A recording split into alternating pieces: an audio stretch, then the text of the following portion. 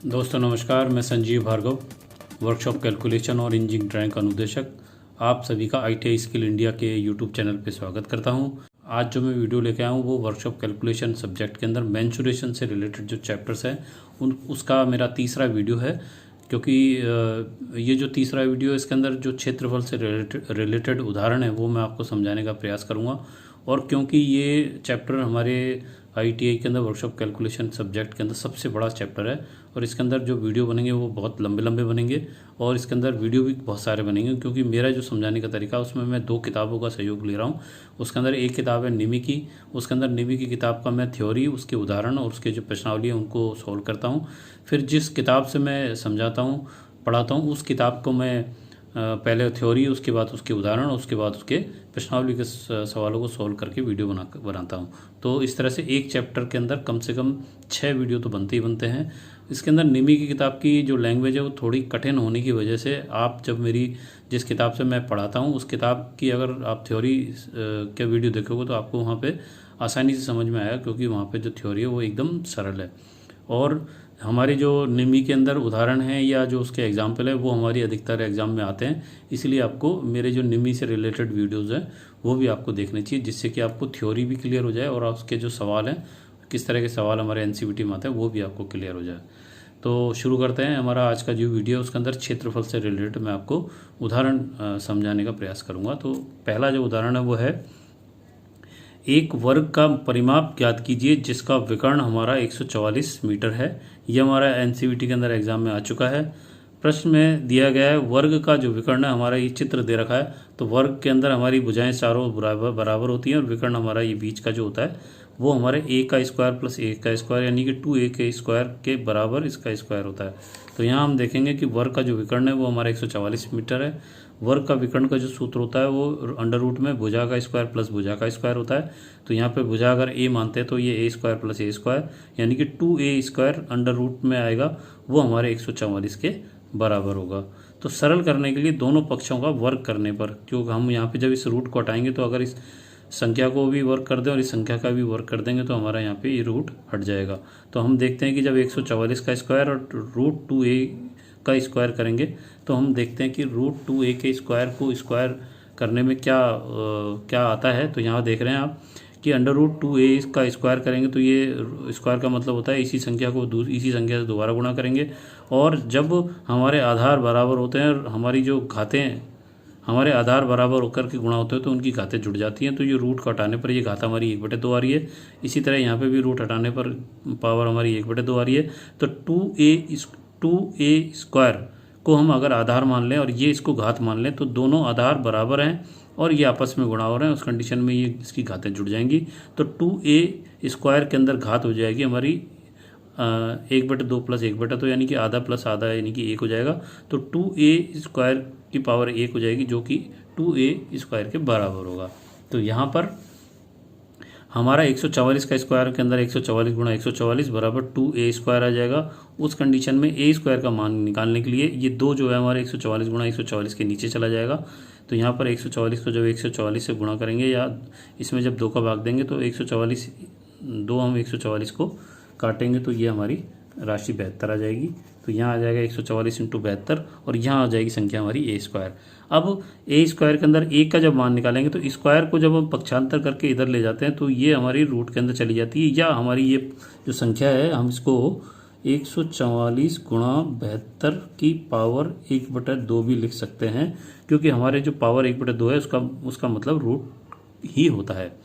अब यहाँ पे जो हमारी संख्याओं का जो रूट है या घात है हमारी 1/2, उसको सॉल्व करने का तरीका है कि हम 144 को भी और 72 को भी इस तरह से हम इसको तोड़ लें।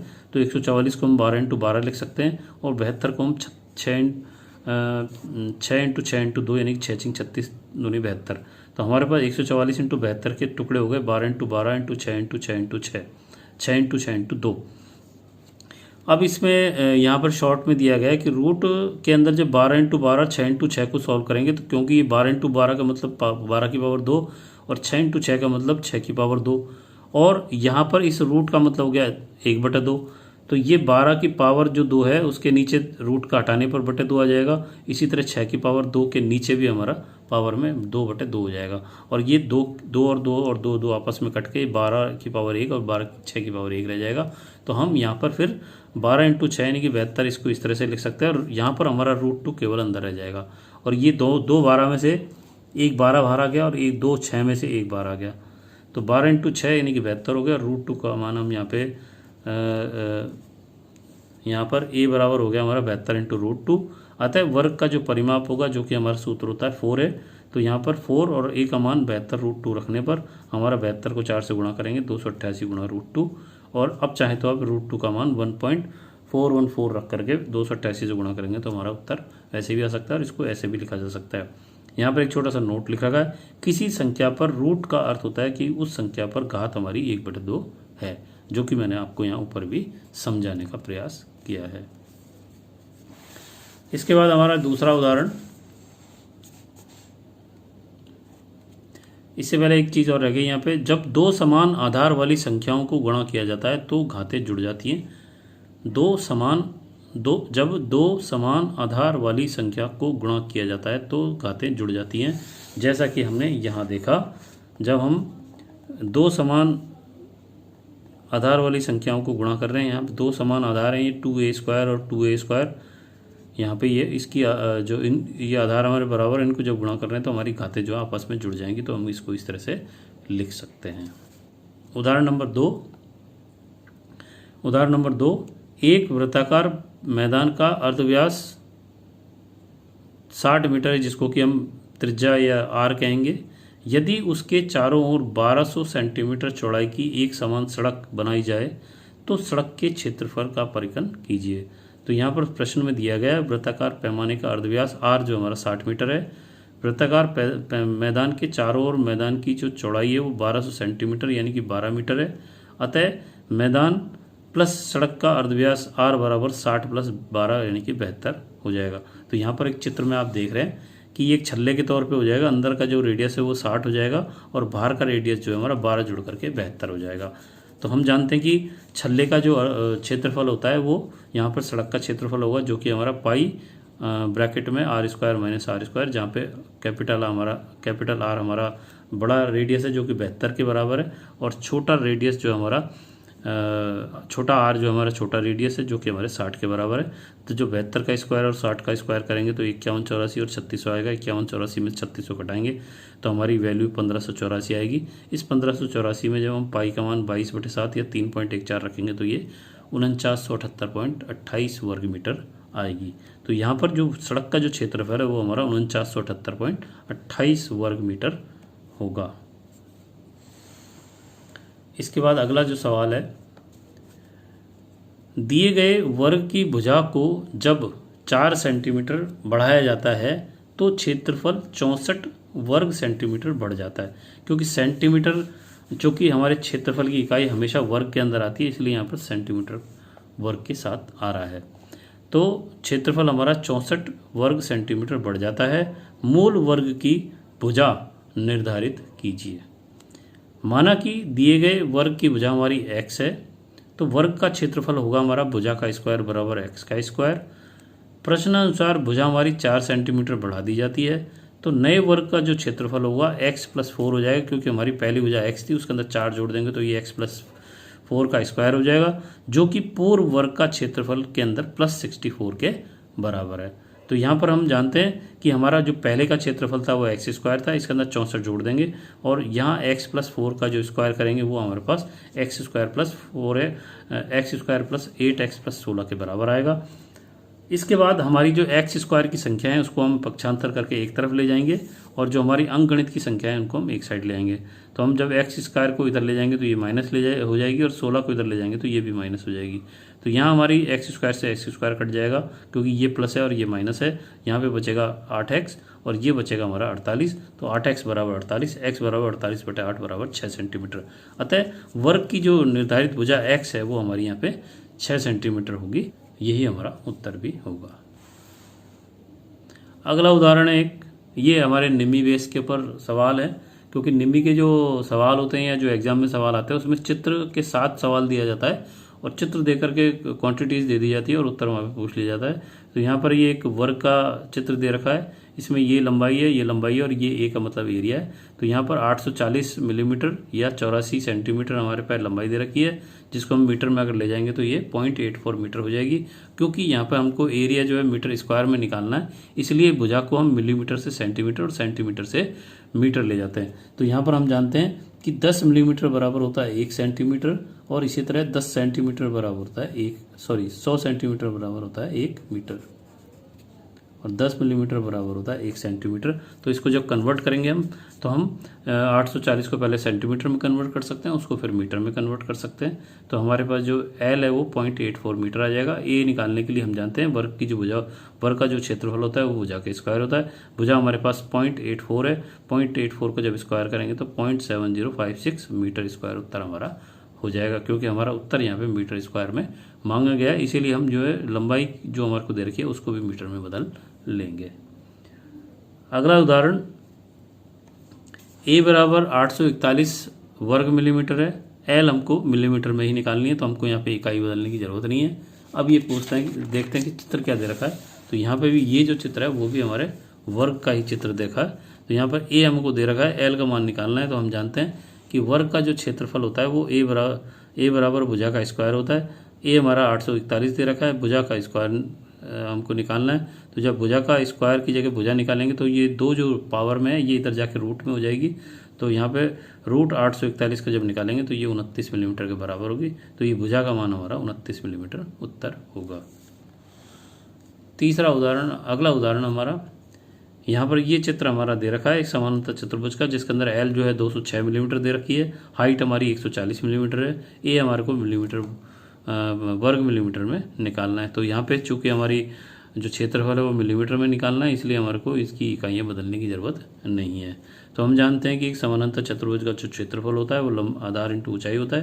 तो समानांतर चतुर्भुज का क्षेत्रफल ए बराबर आधार इंटू ऊंचाई, आधार का मान 206, ऊंचाई का मान 140, इसको जब गुणा करेंगे तो 28,840 मिलीमीटर वर्ग मिलीमीटर आएगा, जो कि हमारा उत्तर हो जाएगा। अगला उदाहरण है हमारा, ए बराबर 10.527 वर्ग मीटर है और इसको जब डेसीमीटर में बदलेंगे तो वर्ग होने की वजह से 1 मीटर बराबर होता है 10 डेसीमीटर। 1 मीटर बराबर 10 डेसीमीटर, इसलिए 1 वर्ग मीटर बराबर 10 इंटू 10 बराबर 100 डेसीमीटर का स्क्वायर या वर्ग डेसीमीटर होता है।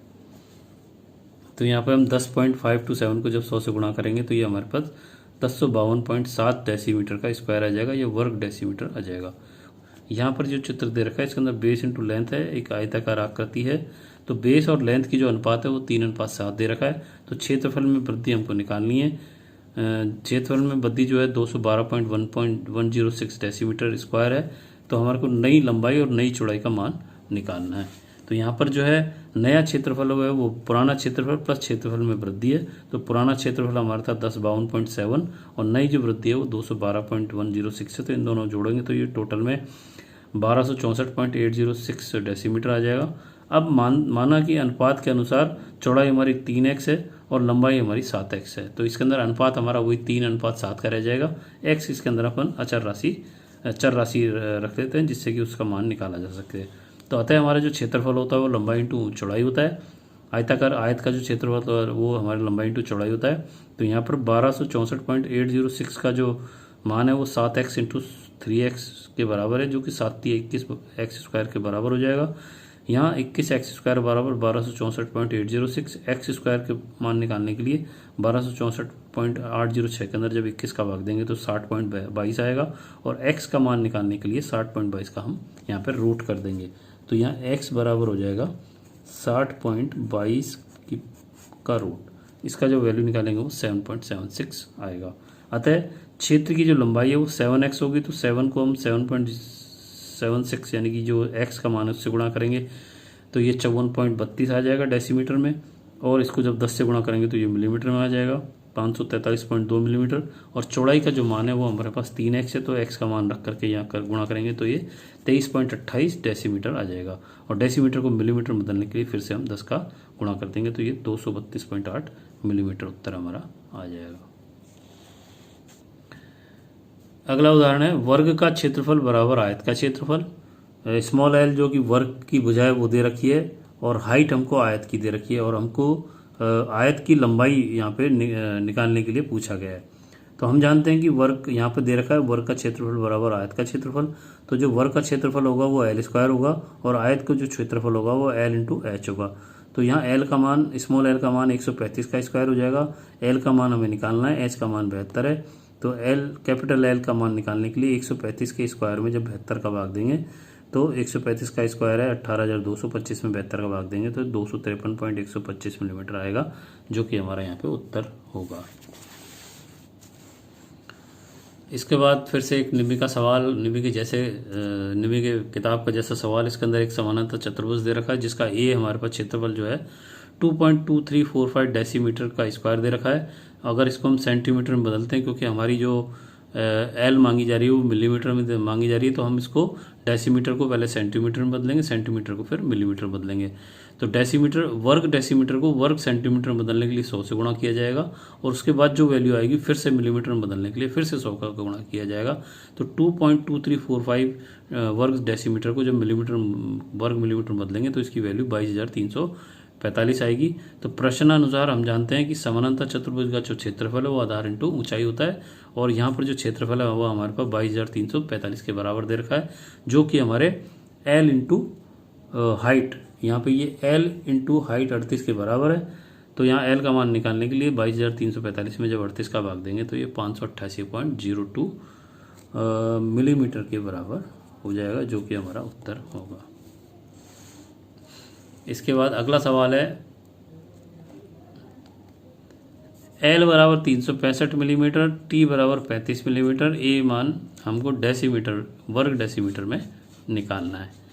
तो यहाँ पर एक जो चित्र दे रखा है कि बाहर का एक वर्ग है जो कि 365 मिलीमीटर जिसकी भुजा है और यहाँ पर इस पट्टी की जो चौड़ाई वो 35 दे रखी है। तो अंदर वाली जो वर्ग होगा उसका भुजा निकालने के लिए हम देखते हैं कि इस 365 में से 35 हमारा इधर से घट जाएगा और 35 हमारा यहाँ से घट जाएगा, तो टोटल हमारा 70 घट जाएगा। तो 365 में से जब 70 घटाएंगे तो ये हमारा 295 मिलीमीटर हो जाएगा।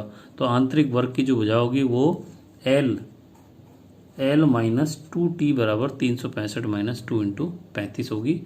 तो 35 गुना 70, 365 में 70 घटाएंगे 295 मिलीमीटर आएगा।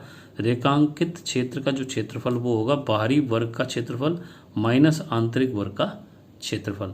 तो बाहरी वर्ग का जो क्षेत्रफल है वो 365 का स्क्वायर होगा, आंतरिक वर्ग का जो क्षेत्रफल होगा 295 का स्क्वायर होगा। इन दोनों की जो वैल्यू रखेंगे तो ये आएगी 1,33,225 और ये आएगी 87,025। इसमें से जब इसको हटाएंगे तो 46,200 वर्ग मिलीमीटर उत्तर आएगा। और इसको अगर हमको वर्ग डेसीमीटर में बदलना है तो हम 100 इंटू 100 का भाग दे देंगे तो ये हमारा आ जाएगा 4.62 वर्ग डेसीमीटर, जो कि हमारा यहाँ पर उत्तर होगा। इसके बाद अगला उदाहरण है एक वृत्त की परिधि तथा व्यास का अंतर 28 सेंटीमीटर है, उसकी त्रिज्या ज्ञात कीजिए। तो हम इस गोले से हम समझ सकते हैं। ये सवाल हमारा एनसीईआरटी के एग्जाम में भी आ चुका है। तो अगर ये हमारा वृत्त है तो यहाँ से यहाँ तक की दूरी हमारी वृत्त कहलाती है, ये हमारी त्रिज्या कहलाती है और ये पूरी जो इधर से यहाँ तक की वो दूरी हमारी जो है परिधि कहलाती है। तो उस कंडीशन में माना वृत्त की जो परिधि है वो 2πr है, वृत्त का जो व्यास है वो 2r के बराबर होगा, वृत्त की परिधि और व्यास का जो अंतर है वो 28 है। तो हम जानते हैं कि वृत्त की परिधि 2πr में से जब 2r घटाएंगे तो 28 आएगी। इसमें से 2r को जो कॉमन लेंगे तो ये π-1 आएगा, पाई का मान 3.14 रखेंगे, 3.14 में से 1 घटाएंगे तो ये 2.14 आएगा।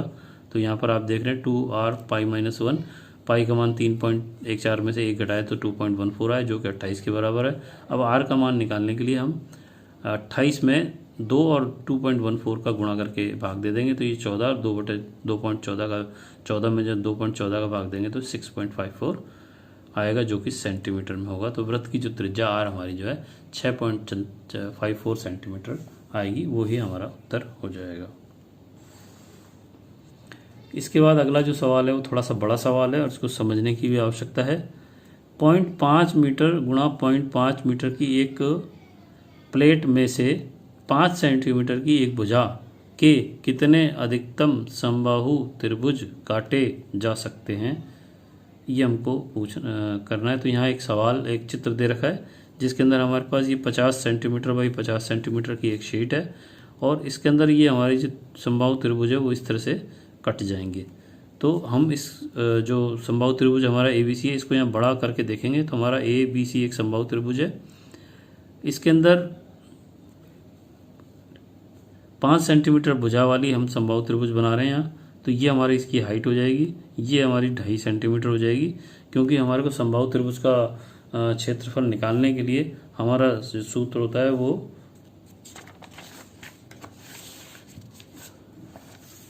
सूत्र के लिए हमारे को हाइट निकालनी पड़ेगी जो कि AC square minus DC square होगी।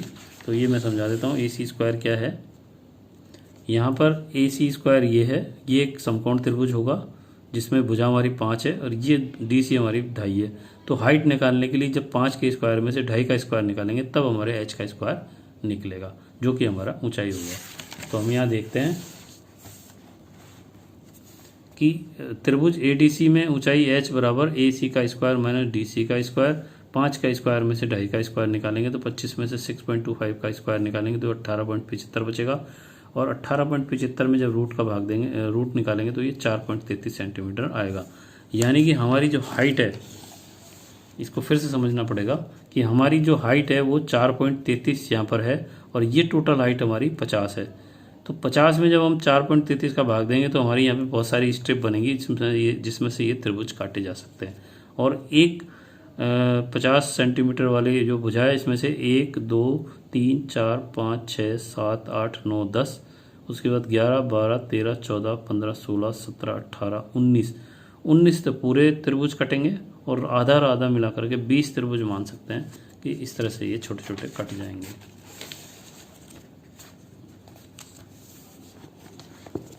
तो यहाँ प्रश्नानुसार 50 सेंटीमीटर बाई 50 सेंटीमीटर की प्लेट में से 5 सेंटीमीटर भुजा वाले समबाहु त्रिभुज को काटने के लिए समबाहु त्रिभुज की ऊंचाई h बराबर 4.33 की 11 पट्टियाँ काट ली जाएंगी और इन पट्टियों में से 10 सीधे टुकड़े और 9 उल्टे टुकड़े जो 5 सेंटीमीटर समबाहु त्रिभुज के होंगे काटे जा सकेंगे। इस प्रकार 4.33 सेंटीमीटर ऊंचाई की 11 पट्टी काटी जाएंगी और एक पट्टी में 19 टुकड़े काटे जा सकते हैं, क्योंकि 20 में जो टुकड़ा होगा आधा होगा तो वो खराब हो जाता है, तो 19 ही टुकड़े कटेंगे। अतः 5 सेंटीमीटर की समबाहु त्रिभुज की कुल टुकड़ों की संख्या हमारी 11 पट्टियों में 19 को गुणा करेंगे तो 209 टुकड़े काटे जाएंगे।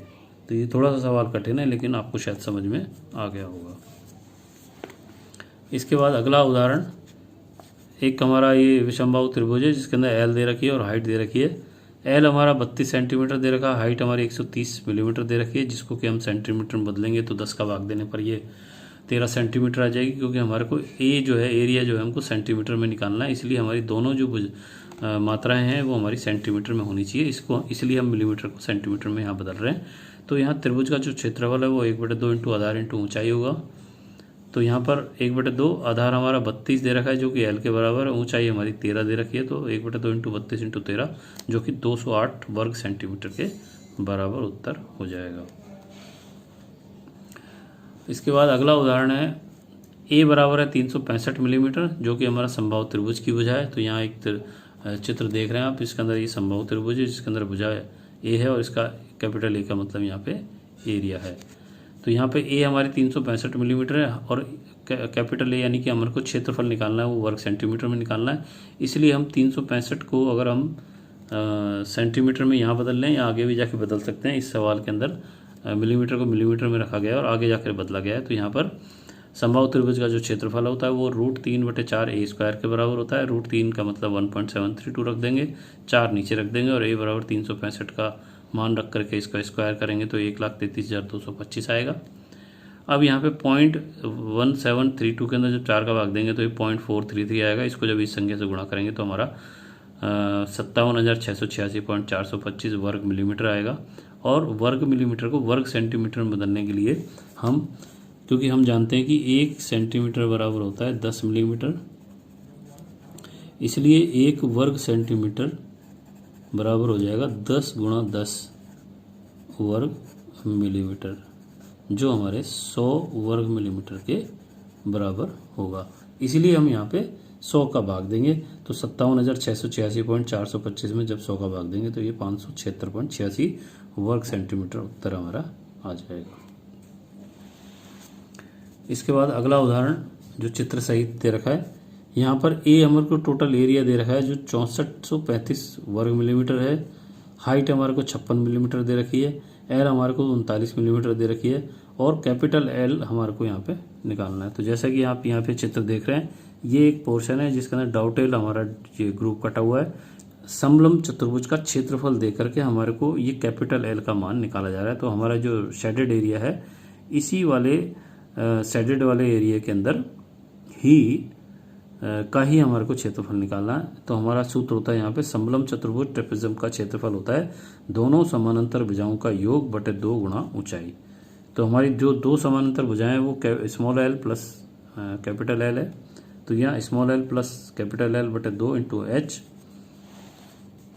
और इस समलंब चतुर्भुज का जो क्षेत्रफल है वो हमारे को दे रखा 6435।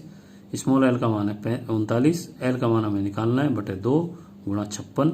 अब जब इसका मान निकालना है तो हम क्या करेंगे, इस 2 का तो इधर गुणा कर देंगे और 56 का भाग दे देंगे, तो ये इस तरह से आ जाएगा जो कि हमारे 39 प्लस एल के बराबर होगा। इसको जब कैलकुलेट करेंगे तो ये 229.82 आएगा, बराबर 39 प्लस एल आएगा। अब एल का मान निकालने के लिए इस 39 को इधर ले जाएंगे तो ये पक्षांतर में जाने की वजह से माइनस होके जाएगा। तो 229.82 में से जब 39 को घटाएंगे तो हमारे पास वैल्यू आएगी 190.82 मिलीमीटर। तो यही हमारा उत्तर हो जाएगा। इसके बाद आज का उदाहरण, आज के वीडियो का लास्ट सवाल, क्योंकि वीडियो मेरा काफ़ी बड़ा हो चुका है। तो यहाँ पर एक दो चित्र दे रखे हैं, एक हमारा आयत है, एक हमारा समबाहु त्रिभुज है। तो यहाँ आयत का जो क्षेत्रफल A1 है, समबाहु त्रिभुज का क्षेत्रफल A2 है। आयत का हमारी एक लंबाई और एक ऊंचाई दे रखी है। इसी तरह समबाहु त्रिभुज की हमारे को L2 और हाइट दे रखी है। तो हम जानते हैं यहाँ A1 बराबर 7600 वर्ग मिलीमीटर है, A2 बराबर A माइनस 1200 वर्ग मिलीमीटर है, जहाँ A1 आयत का क्षेत्रफल है और A2 हमारा समबाहु त्रिभुज का क्षेत्रफल है। तो हम यहाँ पर आयत का क्षेत्रफल जो है, और यहाँ पे H1 बराबर H2 बराबर 60 मिलीमीटर दे रखा है, L1 और L2 का मान निकलवाया जा रहा है। तो आयत का क्षेत्रफल A1 बराबर होता है लंबाई इंटू ऊंचाई। तो A1 बराबर हो गया L1 इंटू H1। तो A1 हमारा 7600 दे रखा है, जहाँ पर L1 गुणा 60 करेंगे क्योंकि H1 हमारा 60 दे रखा है। तो L1 का मान हमारा जाएगा 76/60 बराबर 126.66 मिलीमीटर। प्रश्न अनुसार A2 बराबर होगा A1 माइनस 1200। तो A1 है हमारा 7600 माइनस 1200 बराबर 6400 वर्ग मिलीमीटर। और अब हमारा जो क्षेत्रफल निकलेगा वो त्रिभुज का क्षेत्रफल 1/2 इंटू आधार इंटू ऊंचाई। तो त्रिभुज का क्षेत्रफल हमारे को 6400 दे रखा है। त्रिभुज का क्षेत्रफल हमारा 6400 आया है। तो 6400 बराबर 1/2 इंटू L2 इंटू 60। L2 का मान निकालने के लिए 64 में पहले 2 का गुणा करेंगे और 60 का फिर भाग देंगे, क्योंकि इस तरह के सवालों में पक्षांतर करते समय हमको ध्यान रखना चाहिए जो इस साइड में जो संख्या जैसी है, मतलब ये संख्या हमारी भाग में तो इधर जाएगी तो गुणा हो जाएगी, और यहाँ पर जो 60 हमारा गुणा हो रहा है जब पक्षांतर होकर जाएगा तो वो भाग हो जाएगा। उस कंडीशन में 64 को 2 से गुणा करेंगे इससे और 60 से भाग देंगे तो हमारी वैल्यू हमारी L2 की 213.33 मिलीमीटर आ जाएगी। तो ये हमारा उत्तर होगा। तो आज ये वीडियो काफ़ी लंबा हो चुका है। यदि आपको मेरे समझाने का तरीका अच्छा लगा तो आप उसको लाइक करें, शेयर करें, और अगर आप मेरे चैनल पर पहली बार आएँ तो उसको सब्सक्राइब करके बेल आइकन को क्लिक करके उस पर ऑल पे क्लिक करें, जिससे कि आने वाले सभी वीडियो आपको सबसे पहले मिलें। क्योंकि मेरा ये विचार है कि मैं ITI की जो वर्कशॉप कैलकुलेशन और इंजीनियरिंग ड्राइंग का जो पूरा कोर्स है, जिसको हमने ब्रेक ऑफ सिलेबस में 40 वीक में पर ईयर का 40 वीक में कन्वर्ट कर रखा है, उसके हिसाब से मैं वीक वाइज आपको ये वीडियो बना के डाल रहा हूँ, जिससे कि आपको वीक वाइज चलने में आसानी रहेगी और आपके जो टीचर्स हैं उनको भी बड़ा आसानी होगा पढ़ाने में। तो आप आज के लिए इतना ही। नमस्कार। आज के लिए इतना ही। नमस्कार, धन्यवाद, जय हिंद, जय भारत।